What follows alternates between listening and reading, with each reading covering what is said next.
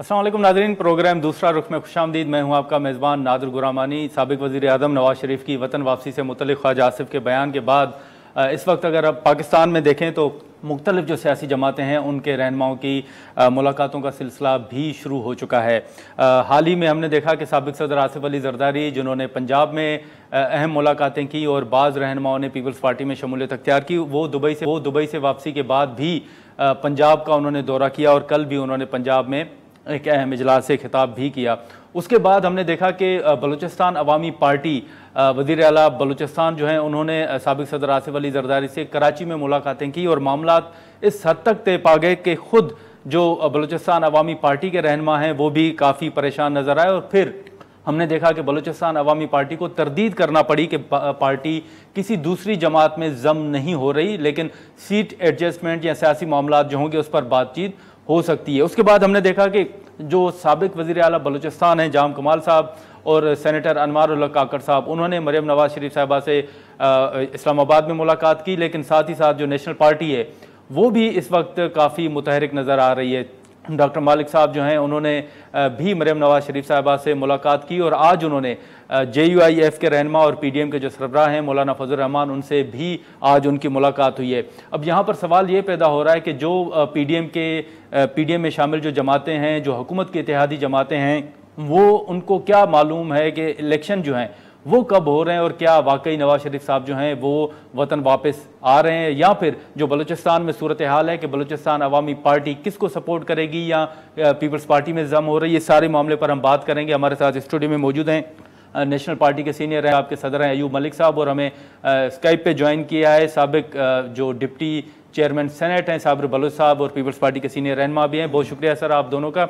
मलिक साहब, आपसे हम शुरू करेंगे कि आपने मुलाकातें की, हमने देखा कि मरियम साहबा से भी आपकी मुलाकात हुई, डॉक्टर मालिक साहब बड़े अरसे बाद वो बाज़ाब्ता तौर पर सामने आए हैं, मुलाकातें भी कर रहे हैं। क्या डिस्कस हुआ उन मुलाकातों में?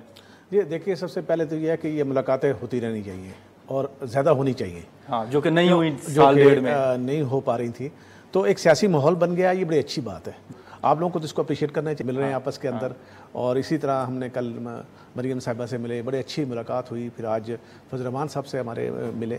तो मकसद यही है ताकि ये कल्चर आगे बढ़े, ताकि आवाम के मसाइल हल हों, सियासत जो है वो सिविलियन सुप्रीमेसी का महवर बने, ताकि आम आदमी जो अभी तक अपने आप को समझता है कि सियासत कोई डिलीवर नहीं कर सकती, हम उसको होपफुल रखना चाहते हैं। क्योंकि आपने ये तो देख रहा है कि अगर 18वीं तरमीम और 6 नुकात जो मुजीब के थे, अगर वो उनका मुआवजा कर ले तो इसका मतलब है कि सियासत जो है वो तब्दीली ला सकती है, और सियासत ही को तब्दीली लाना। लेकिन सर सवाल तो फिर यही पैदा हो रहा है ना कि हुकूमत सोच क्या रही है, इलेक्शन कब होंगे? तो आपकी जो मुलाकात हुई मरियम साहिबा से, तो उसमें कोई ये मामला ज़ेर बहस आया कि क्या होने जा रहा है, इलेक्शन कब होंगे?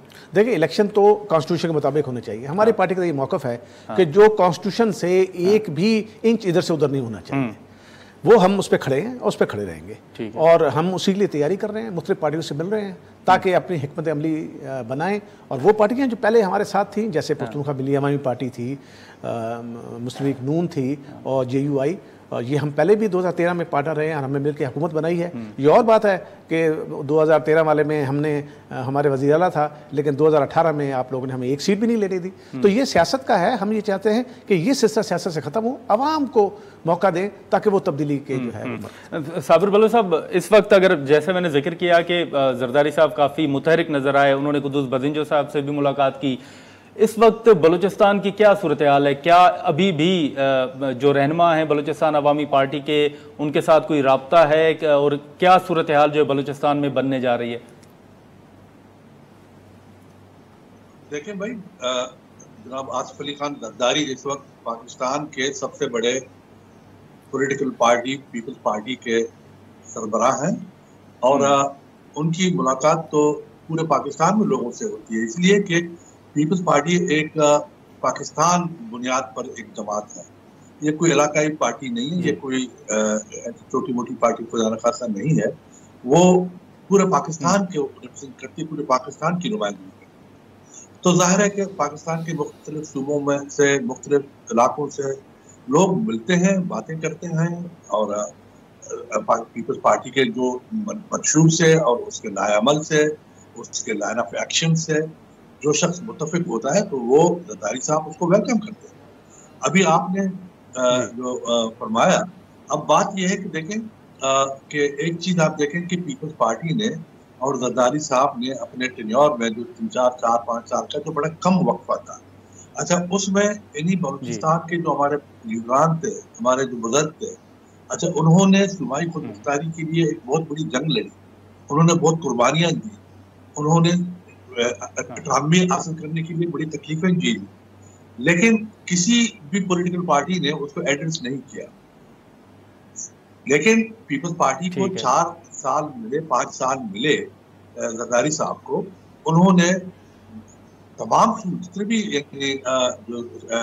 जो छोटे सूबे थे, फ्रंटियर है, खैबर पख्तूनख्वा है, आपका सिंध है, बलूचिस्तान है, अच्छा वहाँ जो लोगों ने कुर्बानियां दी, जिन लोगों ने स्ट्रगल किया सूबाई खुद मुख्तारी के लिए, अच्छा 18वीं तरमीम के जरिए उन सूबों को कंप्लीटली खुद मुख्तारी दी गई। ओके, उस हद तक जो चांस मिलना चाहिए था उसमें वो नहीं हो सका, लेकिन ये कि अगर पीपल्स पार्टी को और वक्त मिलता कॉन्स्टिट्यूशनल अमेंडमेंट के लिए, तो एक तमाम जमातों के साथ मिलके उन्होंने उनको कंसेंसस बिल्ड किया और उनकी मर्जी और उनकी रजा से और उनके मशवरों से जो है ना वो अमेंडमेंट लाके और सूबाई खुद मुख्तारी दी गई। पहली दफा ये हुआ है कि जो चूंकि बलूचिस्तान एक ऐसा इलाका है कि एक मिनरल एरिया है, और उन्होंने पीपल्स पार्टी ने आइन के जरिए, कानून के जरिए ये फैसला किया कि जो भी पैदावार वहां से निकलेगा, जिस किस्म की भी वहां से दौलत निकलेगी, उसका स्ट्रेट अवे 50% उसका मालकाना बलूचिस्तान को दिया। बिल्कुल, तो ये बहुत ठीक है नेशनल फाइनेंस, बिल्कुल बहुत बड़ी। लेकिन साबिर बलू साहब अगर इजाजत दें तो यहाँ पर एक शॉर्ट ब्रेक लेते हैं और ब्रेक के बाद फिर हम यहीं से दोबारा गुफ्तगू का आगाज करते हैं। आपके जो भी राब्ते हुए, जो मुलाकातें हुई बलूचिस्तान अवामी पार्टी के साथ, आप क्या समझते हैं उसमें क्या हल निकला है? क्या बलूचिस्तान अवामी पार्टी पीपल्स पार्टी को सपोर्ट करेगी बलूचिस्तान में? देखिए बात यह है कि मैं आपको एक अर्ज कर रहा हूँ कि देखो पॉलिटिक्स, सियासत जो है उसके अपने कुछ नॉर्म्स होते हैं। सियासत में सबसे बुनियादी बात तो लोगों की खिदमत की होती है। अच्छा, अब जो बाप पार्टी का आपने जिक्र किया है, बाप पार्टी में काफी लोग हमारे पार्टी में शामिल हुए हैं, नोटेबल लोग हैं, अच्छे लोग हैं, और हमारी पार्टी ने और हमारे लीडरान ने और हमारी क़यादत ने उनको वेलकम किया पार्टी में, जमात में। अच्छा, बात यह है कि अब मैं नहीं समझता कि यानी कि नेशनल लेवल पे पीपल्स पार्टी से के अलावा उनको कोई ऐसी जमात मिलेगी कि वो जिसमें वो लोगों की जो है ना वो खिदमत कर सके। जरदारी साहब एक तो पर्सनली जाती सूरत में एक एक शख्स को जानता है बलूचिस्तान के, वो खुद बलोच है और बलोचों के तमाम लोगों को वो जानता है, समझता है। दूसरी बात यह है कि आप उसकी क्रेडिबिलिटी पॉलिटिकल फील्ड में देखें कि उन्होंने हमेशा जो बात की अपने बात को कायम रखा है, न सिर्फ बलूचिस्तान के मामले में, पाकिस्तान के यानी एज अ होल के अपने वो सोच समझ के कमिटमेंट करते हैं। जब सोच समझ के कमिटमेंट करते हैं तो उसकी पहली यानी उसका रिजल्ट ये होता है कि वो अपनी कमिटमेंट को ऑनर करता है। अच्छा, अब मसला ये है कि आपने फरमाया कि जी 2 ग्रुप है बाप पार्टी में, तो मुझे बाप पार्टी का पता नहीं कि 2 ग्रुपों का तो मुझे ये नहीं मालूम, लेकिन मसला ये है कि वहाँ पे चीफ मिनिस्टर कुद्दूस बिजंजो साहब ने और दूसरे हमारे जो दोस्त है, आसकानी साहब है, मिनिस्टर है अकबर आसकानी साहब, वो लोग भी जरदारी साहब के साथ उनकी मुलाकात हुई है। जब उनकी मुलाकात हुई है अच्छे माहौल में मुलाकात हुई। अच्छा, और मैं समझता हूँ जाती सूरत में कि वो इंक्लाइंड है कि वो पीपल्स पार्टी के प्लेटफॉर्म से सियासत करें। अच्छा, जब वो आएंगे बहुत वेलकम, आए खिदमत करें। अच्छा, बात यह है कि दूसरी बात यह है कि अब आप देखें कि यानी जो जमात यानी सर कुद्दूस बिजंजो साहब भी सर रेडी हैं, जिन्होंने उसको बनाया वो खुद जो है ना अब वो नहीं रहे। अब वो जिस जमात को उन्होंने यानी पैटर्नाइज किया तो उसका अंजाम उन्होंने देखा कि उनके पैटर्नाइजेशन से उनको क्या फायदे मिले। उन्होंने तो मुल्क का मईशत का बेड़ा गर्क कर दिया, सियासत का बेड़ा गर्क कर दिया, अखलाकियत का बेड़ा गर्क कर दिया। नहीं लेकिन साबिर साहब आप समझते हैं कि वजीर आला बलूचिस्तान भी तैयार हैं कि वो पीपल्स पार्टी के साथ सियासत करें? तो अब बज़ाहिर तो मुझे नहीं लगता कि बाप पार्टी का वजूद अब कोई मानी रखता है। अच्छा, हेलो, वो उसकी सर क्या वजूहत हैं बलूच साहब?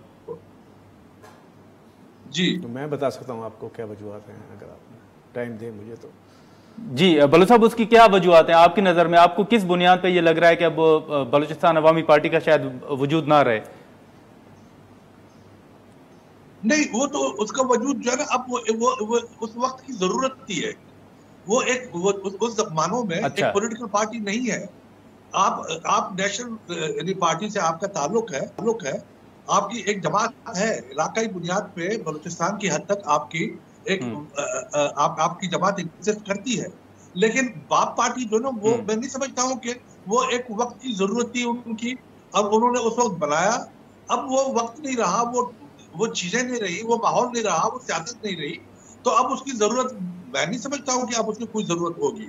उसमें से काफी लोगों ने किसने बनाया साबिर साहब?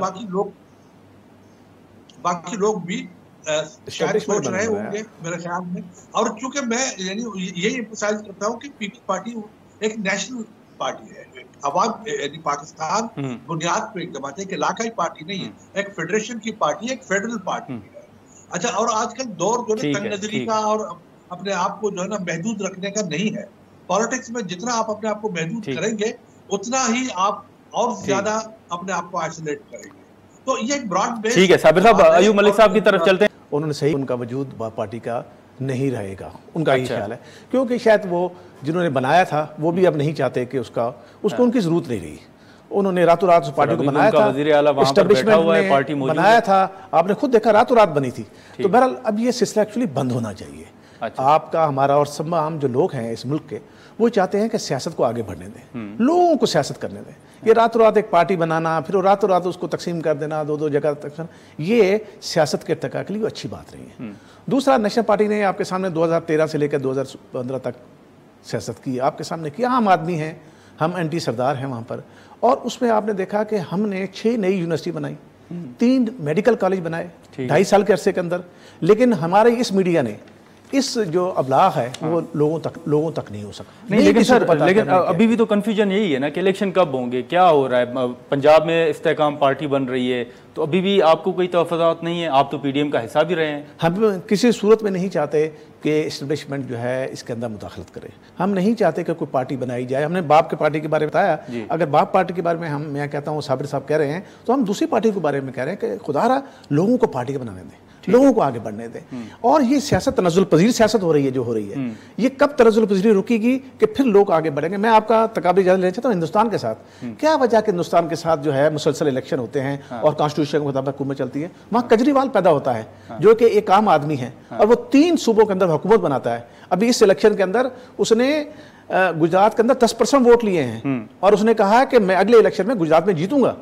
तो क्यों? वहाँ लोगों को ये इजाज़त है कि वो अपना सियासत करे, वो आगे बढ़े। हमारे यहाँ ऐसा नहीं है और हमें उसके लिए तमाम सियासी पार्टियों को जो है हमें करना होगा। और बड़ी अच्छी बात की है दोनों पीपल पार्टी के सरबराह ने कि हमें इनको रोकना है इस्टेब्लिशमेंट को कि वो सियासत के अंदर मुदाखलत ना करें। बलूच साहब, ये जो अभी रिसेंटली जो मुलाकात हुई है जाम कमाल साहब की और अनवारुल्लाह काकड़ की मरियम साहिबा से, आप समझते हैं कि ये पीपल्स पार्टी के लिए बलूचिस्तान में कोई परेशान होने की बात है, या आप समझते हैं कि ये कोई परेशानी की बात नहीं है? नहीं, इसमें परेशानी की, हमें परेशानी की क्या बात है। वो सियासतदान है, सियासतदान मिलते हैं आपस में, एक दूसरे के साथ एक्सचेंज करते हैं अपने व्यूज को।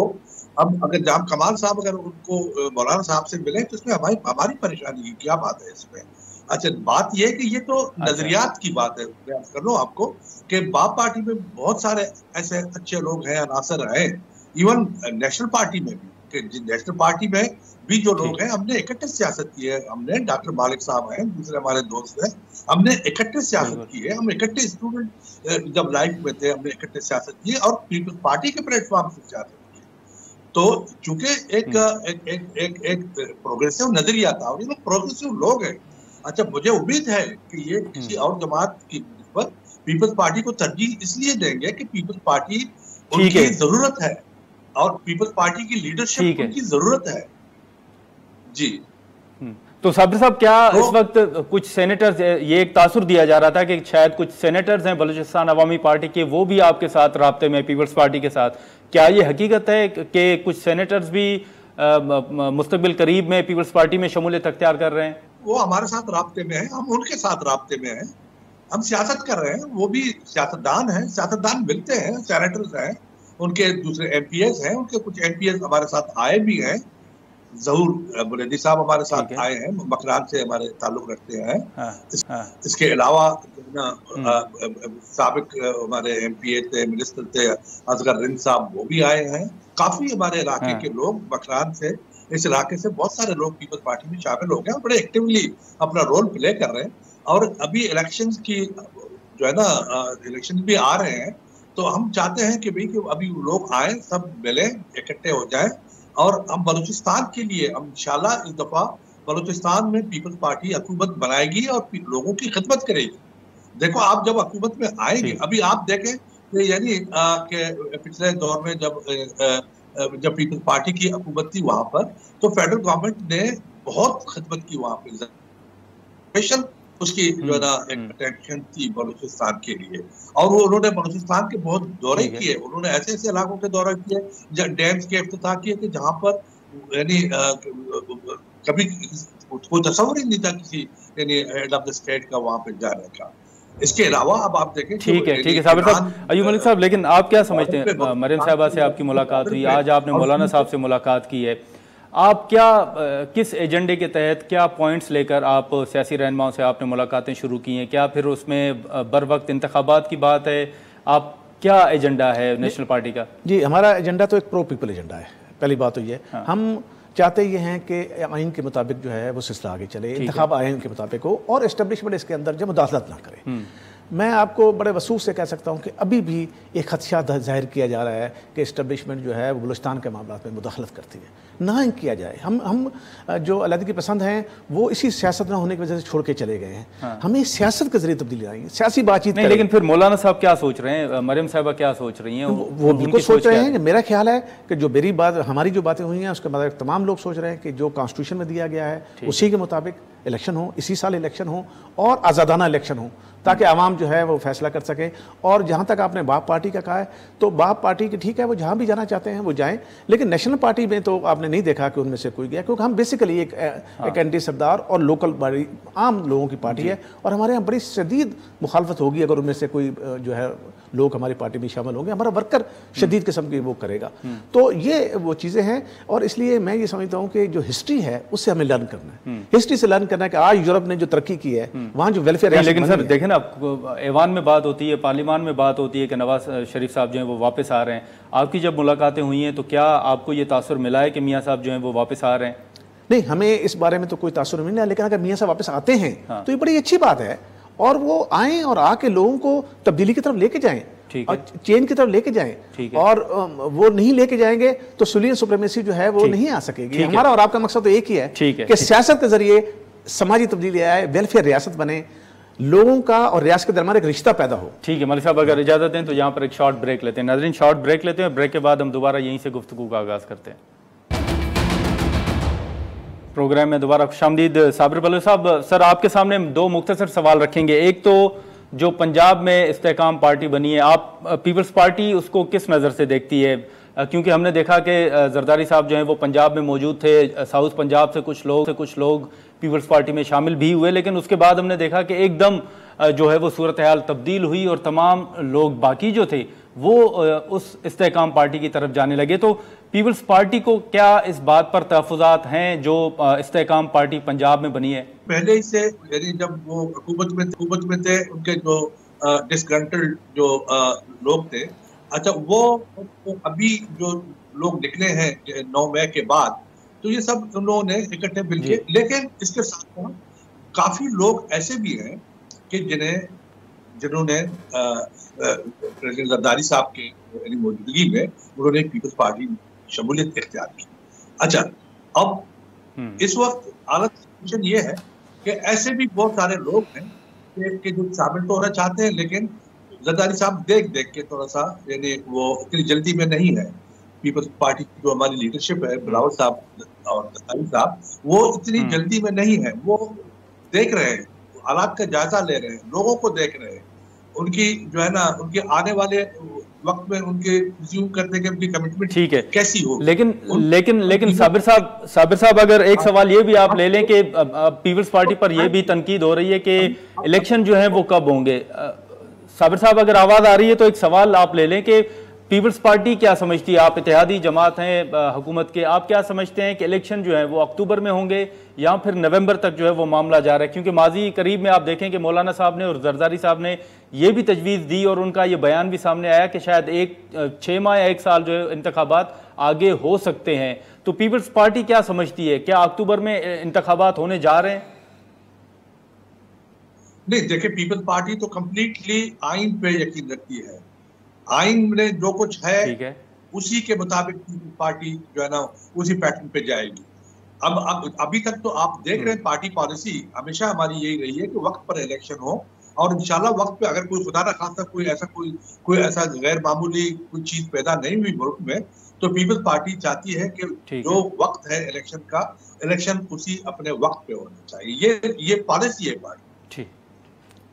ठीक है मलिक साहब, आप क्या समझते हैं कि इस वक्त इलेक्शन, आप समझते हैं कि इस वक्त जो सियासी कशमकश है, आप समझते हैं कि इंतखाबात ही इन तमाम मसाइल का वाहिद हल है? बिल्कुल, इसमें कोई शक नहीं है और हम कॉन्स्टिट्यूशन से मैंने बार बार कहा नहीं है, लेकिन ये भी आपको याद रखना चाहिए कि 9 मई के वाक़यात ने एक बड़ा तलातुम खड़ा कर दिया, बिल्कुल तब्दीली ले आया है। हाँ। आपने उन लोगों से को लेकर आया एस्टेब्लिशमेंट जिनको को थोड़ा बहुत सियासत के बारे में पता तो हो, आपने उनको पढ़ाया है नहीं और उनको आप सियासत में ले आए।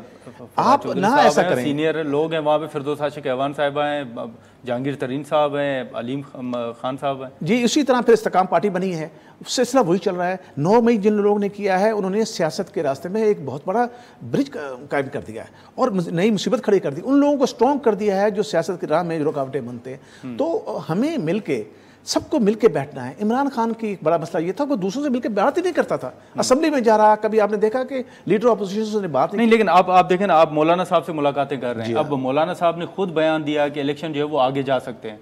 नहीं, हम तो कहते हैं कि अगर 9 मई के बारे में इसकी वजह से अगर कोई आगे जाना चाहते हैं तो उसका कंसेंसस डेवलप हो, सब करें, वरना कॉन्स्टिट्यूशन के मुताबिक चलना पड़ेगा। कॉन्स्टिट्यूशन के मतलब हुकूमत होनी चाहिए, कॉन्स्टिट्यूशन मतलब इलेक्शन होने चाहिए और इसके रास्ते में किसी रुकावट नहीं है। लेकिन बस मैं एक बात कह दूं कि जिसको सियासत में लाएं उसको 2 क्लास पढ़ा के लाएं, क्योंकि एक अगर जो मरीज होगा उसका ऑपरेशन डॉक्टर ही करेगा तो बेहतर है। अगर डॉक्टर उसका ऑपरेशन नहीं करेगा, कोई और करेगा, तो यही हाल होगा समाज का जो आज है। ठीक है अयूब मलिक साहब, आपका, साबिर बलूच साहब आपका बहुत शुक्रिया। नाज़रीन, यहाँ पर एक शॉर्ट ब्रेक लेते हैं और ब्रेक के बाद हम गुफ्तगू लीग नून के रहनुमा कैसर अहमद शेख साहब हमें ज्वाइन करेंगे। प्रोग्राम में दोबारा खुशामदीद। इस वक्त कैसर अहमद शेख साहब जो मुस्लिम लीग नून के सीनियर रहनुमा हैं और कौमी असम्बली की ख़जाना कमेटी के चेयरमैन भी हैं, बहुत शुक्रिया कैसर शेख साहब आपने ज्वाइन किया। इस वक्त आज जो आप भी वहाँ पर मौजूद थे, हम भी थे, डार साहब ने जो स्पीच की, आप क्या समझते हैं कि कौन कौन से नुकात हैं जिस पर अभी भी हुकूमत को जो है वो चैलेंजेस दरपेश आ सकती हैं? एक तो पेंशन का मामला उन्होंने जिक्र किया, फैमिली पेंशन का उन्होंने जिक्र किया, टैक्सेस का उन्होंने जिक्र किया, फिर IMF का भी डार साहब ने जो है अपनी स्पीच में जिक्र किया। आप कहाँ समझते हैं कि अभी भी चैलेंजेस जो हैं वो दरपेश आ सकते हैं? मैं समझता हूँ कि हमने तो पहले ही उनकी सारी शर्तें मान ली, जो भी शर्तें IMF ने जो भी कंडीशनैलिटी लगाई थी ना, हाँ। हमने पहले भी मान ली थी। बजट की उन्होंने कहा था हमें तफसील दे दे, हालांकि ये 9th रिव्यू में वो कंडीशन नहीं थी, फिर भी हमने कहा कि वो मांग रहे हैं, दे देनी चाहिए। बजट जो हम बना रहे हैं, बजट से पहले ही हमने उनको पूरी डिटेल दे दी थी। फिर उनको ये ऑब्जेक्शन था कि कुछ 300 अरब तो आप काफ़ी अरसे से सुन रहे होंगे कि फाइनेंसिंग और कहते थे अरेंजमेंट करो आप, ठीक है। तो अभी हमने बातचीत हुई, अच्छा हुआ, प्राइम मिनिस्टर साहब खुद गए और उनको कहा कि हम तो IMF से समझौता करना, हम तो डिस्कनेक्ट नहीं हो। सर, आप तो खजाना कमेटी के चेयरमैन भी हैं, वहाँ ये मामला डिस्कस भी होते हैं, आप क्या समझते हैं कि रुकावट अभी IMF के साथ डील में है क्या? नहीं, अब कोई रुकावट नहीं है। अब तो मैं समझता हूँ किसी वक्त भी ये बजट पास हो जाएगा ना, ठीक है। बजट का अप्रूव होना भी तो एक उनकी कंडीशन है ना, कि आप बजट में अप्रूव कराएं, यानी वो कहते हैं आप असम्बली के थ्रू ये सारे टैक्सेस जो है या जो भी आपका बजट अप्रूव करें तो ये हो जाएगा, एक आध दिन में अनाउंसमेंट हो जाएगी। मतलब आप पुरुम्मीद हैं कि आने वाले चंद दिनों में IMF के साथ वायदा हो जाएगा? बिल्कुल, जून से बिल्कुल 2-3 दिनों में मैं पूरा उम्मीद हूँ कि अब इसमें कोई रुकावट रह नहीं गई। अच्छा, तो लेकिन ये भी तो स्टाफ लेवल की बात कर रहा हूँ जी, पहले स्टाफ लेवल होगा, फिर बाद में वो अपने बोर्ड में उसको इंडोर्स करेंगे। लेकिन जब स्टाफ लेवल हो जाता है तो ऑलमोस्ट वो मुआहदा हो जाता है। लेकिन ये भी तो जिक्र किया गया ना कि बाज़ टैक्सेस ऐसे भी हैं जिस पर IMF जो है वो खुश नहीं है, तो आप समझते हैं कि वो चीज़ें अब मामला जो है वो नहीं रहा, कोई ऐसा मामला नहीं है जिस पर IMF जो है वो नाला हो? नहीं, मेरे ख्याल में तो कोई ऐसा नहीं है, और अगर ऐसा कोई होगा भी तो उसको सॉर्ट आउट कर रहे होंगे। ये जो बातचीत हो रही है। लेकिन शेख साहब आप देखें ना कि बिजनेस कम्युनिटी जो है वो हमने मुख्तलिफ सोशल मीडिया पे भी देखा है, टेलीविज़न पे भी देखा है, उनके भी तो अभी भी तहफ़्फ़ुज़ात हैं, वो भी तो हुकूमत से खुश नज़र नहीं आ रहे। देखिए, बिजनेस कम्युनिटी के बिल्कुल तहफ़्फ़ुज़ात हैं। उसकी वजह ये है कि हमें कोई कंसिस्टेंट पॉलिसी दे, ठीक है, ये हम ये कहते हैं। दूसरा हम ये कहते हैं कि सेल टैक्स जो पेमेंट हुई है एक्सपोर्टर्स की, उसके रिफंड स्मूथ टाइम पे दें ना। हम ये कोई टेक्निकल किस्म की बातें हैं, और फिर हम ये चाहते हैं कि इंटरेक्शन ज़्यादा हो, आपस में बातचीत हो, हम हमारे पॉइंट वो समझें, उनकी बात हम समझें। बिजनेस कम्युनिटी के मैं खुद गया हूँ, फेडरेशन चैम्बर ऑफ कॉमर्स में भी गया, कराची चैम्बर ऑफ कॉमर्स में भी गया, मैं यहाँ इस्लामाबाद चैम्बर ऑफ कॉमर्स में भी गया। मैंने उन सब से बातें की, वो सब कुर्बानी देने को तैयार है, मैं जिम्मेदारी लेता हूँ। सारी बिजनेस कम्युनिटी कहती है कि हम इस मुश्किल वक्त को समझ रहे हैं, मुल्क हमारा है, हम कुर्बानी देने को तैयार है, हम कोई, लेकिन कम अज़ कम हमें आके को एक्सप्लेन तो करें, हमारी जो खदशात हैं उनको तो एड्रेस तो करें। तो शेख साहब फिर क्यों एक्सप्लेन नहीं कर रहे? आप डॉक्टर साहब चले जाएं तो मुलाकात। मैंने तो डॉक्टर साहब से यही कहा है, परसों मेरी उनसे मीटिंग हुई एक स्पीकर साहब के कमरे में, तो मैंने कहा आप मेरे साथ चले। उस वक़्त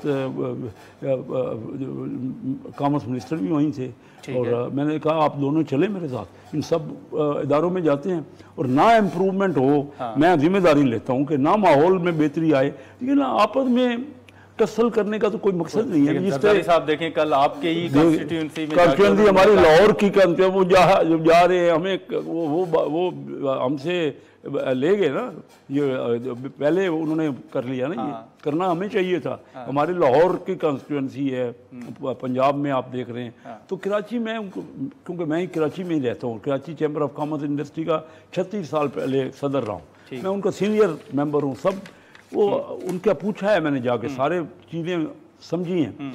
जो टेक्निकल देखिए ना, ब्यूरोक्रेसी में हर्डल्स हैं, हमारे मामलात को रोक के रखते हैं, फैसले करें। और पाकिस्तान की इकानमी में बहुत पोटेंशियल है। हम IMF जो भी वज़ीर ख़जाना आया ना, उसकी सारी तवज्जो IMF पे रही, हालांकि अपने नेशनल बैंक का प्रेसिडेंट है, 15 महीने से प्रेसिडेंट नहीं है।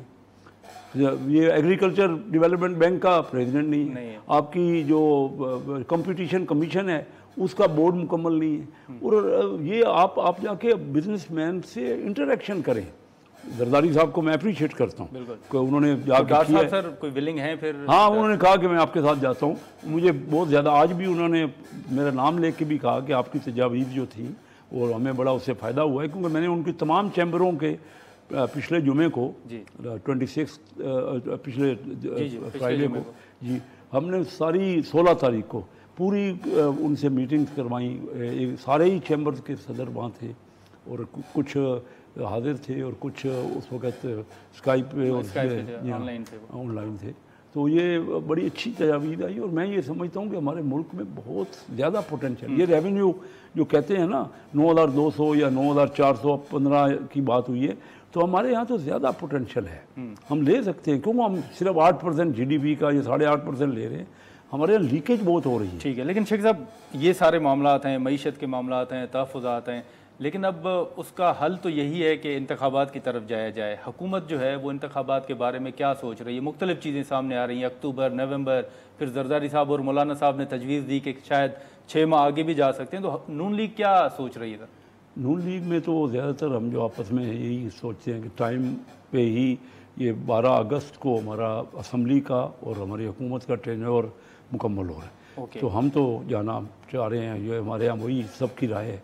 अब उसके बाद तो इंटरिम गवर्नमेंट आती है, यानी अगर 2 दिन पहले हो जाते हैं तो 90 दिन होते हैं, नहीं तो 60 दिन होते हैं। तो ये ऑप्शन है वैसे 2 दिन पहले डिसॉल्व करने वाला? ये तो हो सकता है, ये ऑप्शन हो सकता है, लेकिन मकसद है वो तो कानून आईनी तौर पे, आईनी तौर पे वो तो हमारे अपना, ताकि इलेक्शन कमीशन को भी टाइम मिल जाए, आपको भी टाइम मिल जाए, थोड़ा सा ब्रीदिंग पीरियड हो जाए, सबको टाइम मिल जाए, और वक्त पे स्मूथ इलेक्शन हो जाएं। वो पॉसिबल है, लेकिन मैं ये समझता हूँ कि 10 नवंबर से आगे इलेक्शन की गुंजाइश नहीं है आईनी तौर पे, और नहीं चाहिए।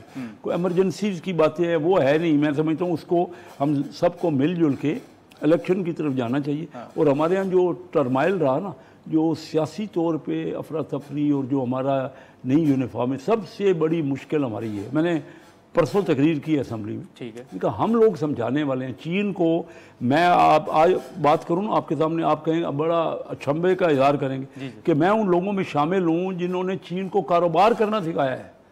अब बताइए, हमने पाकिस्तानियों ने जाके उनके वक्त उनके पास ना टेलीविज़न था, वो उनके पास ना ही एयरलाइन थी, इंटरनेशनल एयरलाइन थी। अच्छा।